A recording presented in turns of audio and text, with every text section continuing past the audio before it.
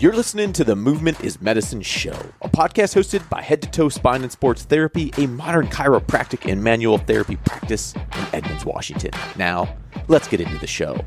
What's up, guys? Welcome. How's everybody doing today? Doing good. What's up? What's up? Welcome, Ashley. We have Dr. Ashley, first episode. Welcome to the show. How are you? Thank you so much. I'm doing good. Excellent. Doing great. I got Dr. Tim, Dr. Lee here, gentlemen. Yeah. Hey. As always, it's a pleasure. As always. And today, in this kind of wintry day, it was almost snowing out earlier, we're going to break down some winter sports.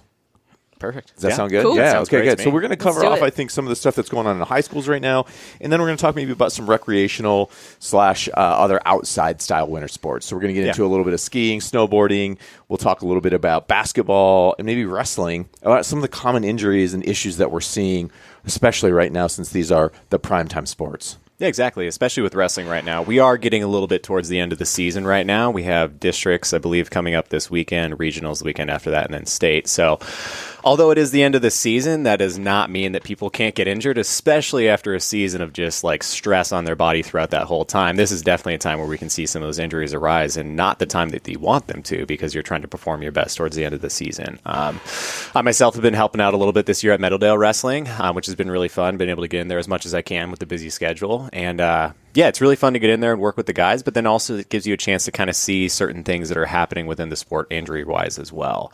And wrestling is one of those sports where you're using your full body throughout the entire time you're like going through it, and the practices and the matches and everything like that. So we can see a lot of different injuries that arise from that.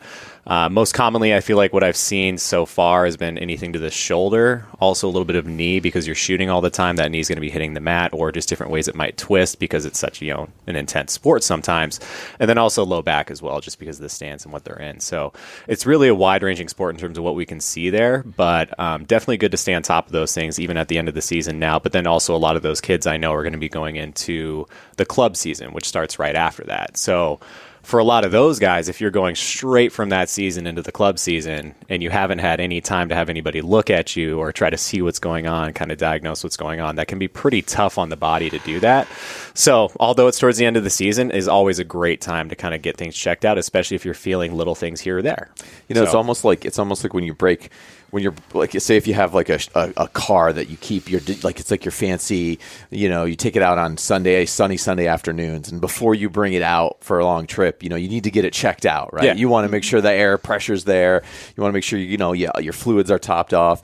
And on the same side, like on the end of a long trip, and you can almost think about the body in that same way. Before the start of a season, it's really good to get some tune-ups done. Obviously, if you're getting issues through a season while you're in a sport, come in, but then near the end, and when things are wrapping up, generally speaking, people are going to come in with some wear and tear, and that's a great time to come in and get those little adjustments taken care of. Great time to come in, especially because I feel like with a sport like wrestling or basketball or anything like that, where you're trying to be competitive throughout the whole time, you're going to be pushing through some things, right? Like throughout the season where it's like, might be little something's going on in the shoulder, knee, whatever it is, but it's just like, no, I'm going to keep going because we have this tournament coming up, or now it's postseason coming up, right? So, yeah. Always good to come in and get things checked out as soon as you can, but I do understand, that sometimes you kind of put those things off a little bit, but moving forward, even though it's getting towards the end of the season, like you said, still a great time to come in because there's more stuff coming up, right? You got to take care of your body no matter what. So definitely. I mean, especially like with wrestling, you're doing a lot of high octane stuff. You're getting beat up. There's a lot of times you're expected to push through that pain. Whether that's the coach, that's yourself, that's the tournament. You got to finish out. So you don't have to wrestle in pain. You don't have to play any sports in pain. You just need to get it checked out. You need to figure out how to deal with it. And it's funny because there is, I think, a culture of in many sports of this whole idea of like no pain, no gain, or it's like suck it up, And there is an element, I think, to mental toughness and to push through discomfort. And yet for many of our young athletes, and frankly, all athletes and middle-aged people in the gym, there's a point where you're pushing through a pain that is your body's signal to you that something is wrong, not your mental weakness being expelled from your body through physical suffering. Correct. It's a huge difference between the two there, definitely. And you were saying that, like the whole thing about pain, it just brings me back to my wrestling days when our coach would say pain is weakness leaving the body. Right, I'm sure some of the other people who've wrestled other sports might have heard something similar to that. A lot of great T-shirts. Yeah, it's on a lot of T-shirts. It makes for a great T-shirt, yeah. But that's not necessarily the mantra you want to live by. And yeah, you can push through those little discomforts, but there is a difference, like you were saying, Barry, between those discomforts that you're pushing through maybe in the match or actual pain that is staying after the match or like anything like that that you're dealing with for longer periods of time and things that just keep compounding because of that. So yeah. Ashley, you played a lot of basketball growing up, right? That was one of your big passion sports and one of your things. When it comes to basketball and kind of in the middle of that season-ish or so, what are some of the common injuries you're seeing there in the basketball? I mean, kind of the same as wrestling, but definitely more extremity-based. Shoulder, lots of knees, lots of ankles.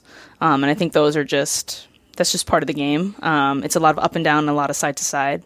Me on the girl side of things, especially for the younger athletes out there who really don't know how to move their bodies really well. I've seen this with, middle school basketball players, high school basketball players.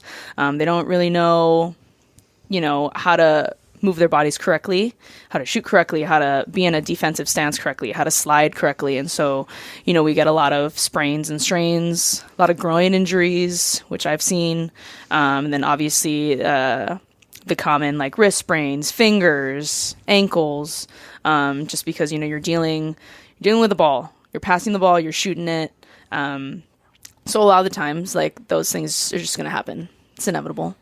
And so a lot of times, especially too with women and especially with me coming from experience, like you can easily just let those injuries go by the wayside.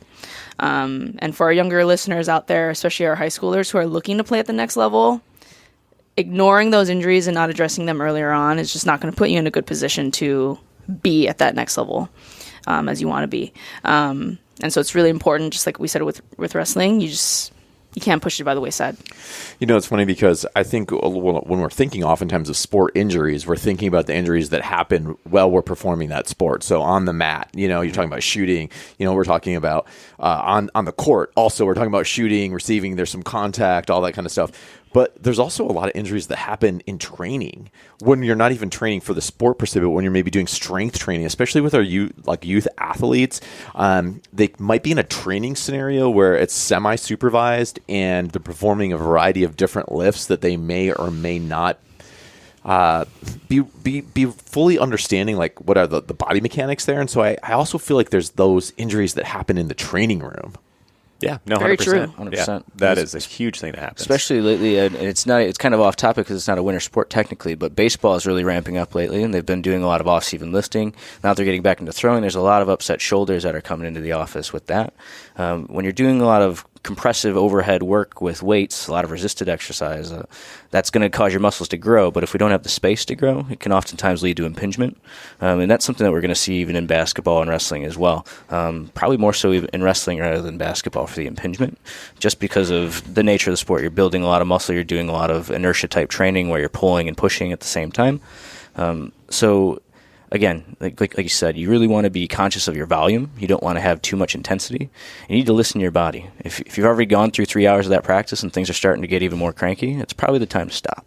Yeah, especially, I mean, like you were just touching on Barry as well, just with Lee as well, just about like overworking yourself. But then in the weight room, if you don't have proper mechanics or anything like that, which can be a tough thing to monitor sometimes for a high school team because you have so many kids that are going to be working out at the same time.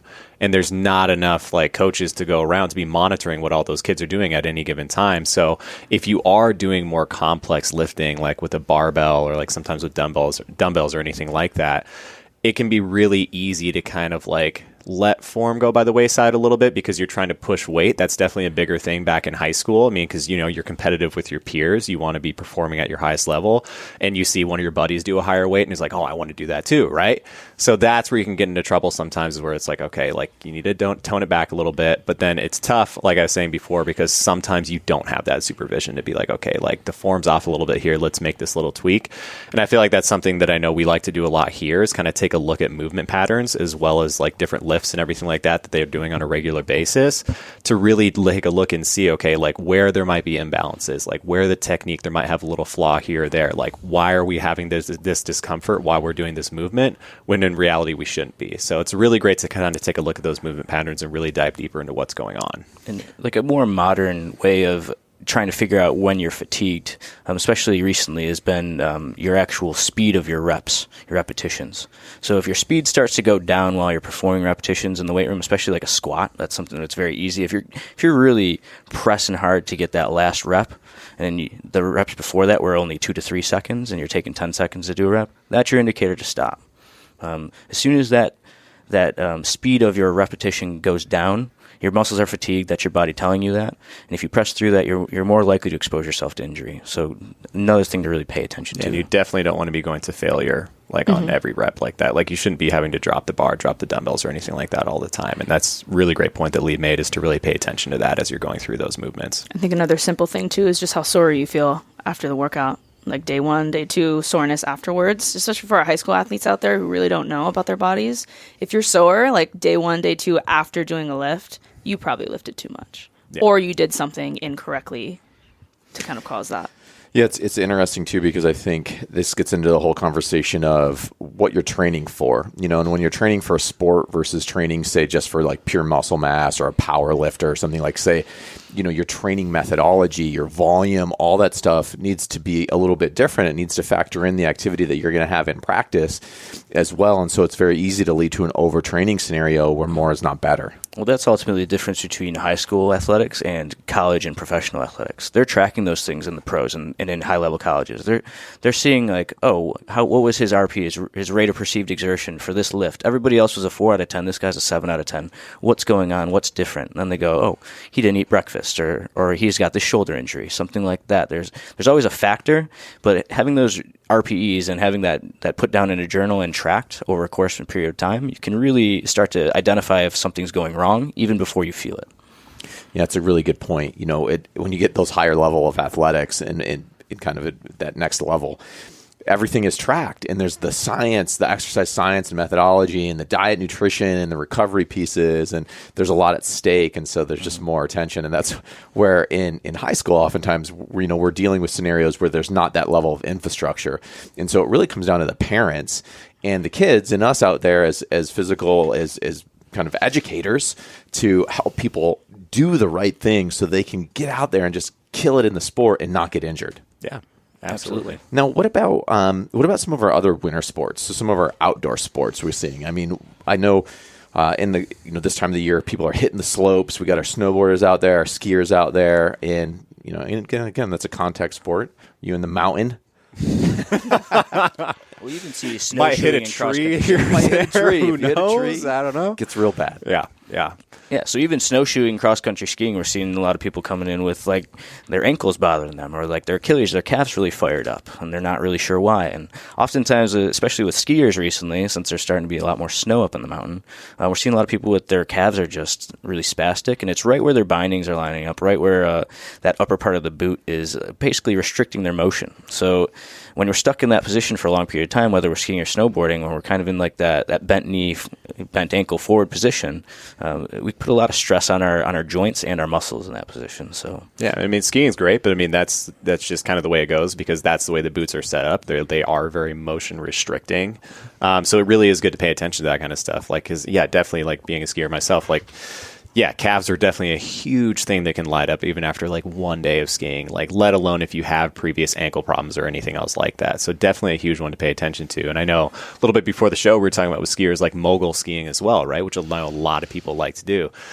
If you don't have great form as you're going down moguls, that's a lot of stress on your low back, repetitive stress on that low back as you're going down. And that's something that we've seen as well in here, is people coming in with some low back stuff going on because they've been skiing and maybe skiing moguls as well. So really common things that we can see from people doing these winter sports, which they're a great time. They're a blast. People love to go do that, and you should be doing that. But if you're noticing little things going on, might be time to come in and get something checked out a little bit. Yeah, I think with any of these sports, we have the two different kinds of injuries that happen. One is an event style. There's, I fall, I pull a heavy weight, I do something, there's a sharp pain, or there's you can point at it and say, this is where I hurt myself. But oftentimes, what we're really looking at are all these other overuse and just repetitive motion injuries and just wear and tear injuries that can add up so slowly. And then lead to a big injury where all of a sudden you have a blowout or a tear or you're just totally rocked. Yeah, you can't move your neck side to side. Yeah, and you're like, how did this happen? What happened? I don't even, it's just normal stuff. Right. But it had gradually added up. Yeah, and I think that's a lot of times too with people that like, even going back to some of the wrestling and basketball, but then like skiing and snowboarding as well.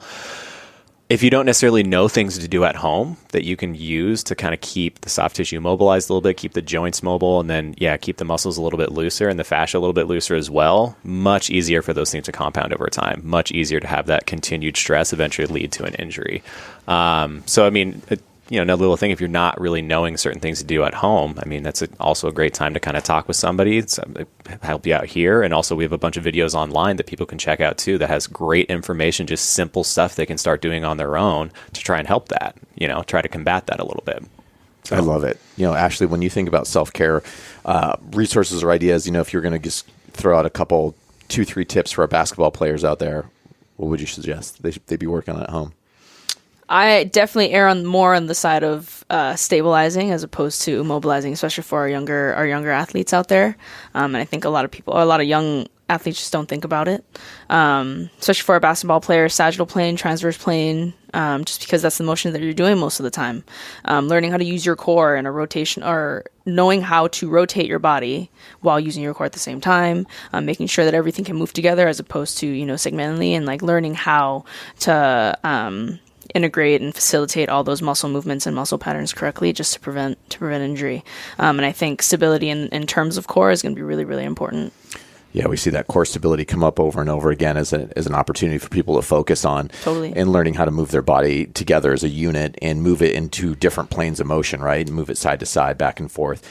And so if you have a sport athlete that is having some issues, or you just want to be preventative, or you want to get some movement patterns addressed, whether they're kind of in season or wrapping season up, we do have some expertise in a number of different sports, almost all the sports really, when you think about it. I think if you look at the whole team here, we've got a lot of sports covered. Yeah, absolutely. Pretty much. Personal experience. Personal experience, I'm saying. Yeah. Like personal experience or lots and lots of experience treating. And for our youth athletes, there's a really big education component that we bring to the table as well. Yeah. Teaching them more about their body and body mechanics, because it's just nobody gets handed that manual. And you don't get that in programs either. You don't get that in athletic programs. One of the most beneficial things I ever did in high school was take an anatomy course. So you learn the anatomy, you go, oh, that muscle hurts, and then that kind of brings you down the rabbit hole. You go, oh, I could use a lacrosse ball there. Like, why would I use a lacrosse ball there? And that kind of just snowballs. You start learning more about your body. You learn how to take care of it. You learn how to keep yourself out of pain. Ultimately, that education, that's priceless. Having the tools yourself to work on all that stuff is huge, and it's really empowering to be able to take care of your body and know how to do that. And that's, my friends, is exactly what we do here at Head to Toe. Well, guys, thanks for the show. Thanks for the update on the winter sports. And until the next episode, get out there, move well, be well, and we'll get you in the next show. Thanks, guys. Thank you. Thank you.